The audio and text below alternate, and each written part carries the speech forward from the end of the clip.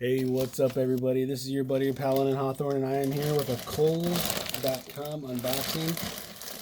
Purchased some things for my mom and my aunt, and also for me. But I think this is mainly from my mom. But I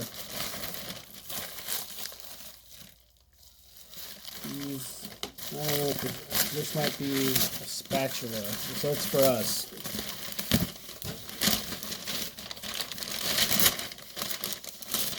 Yeah, this is a Food Network nylon short turner spatula, because we like to cook, as you can tell, brother.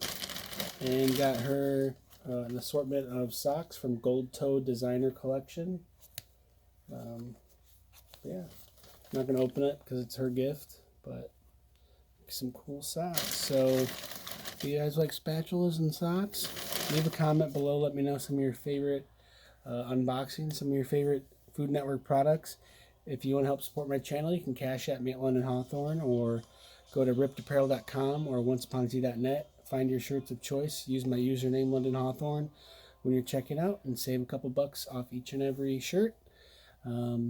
Just share my videos, subscribe, share, and see my other videos. Have a great one.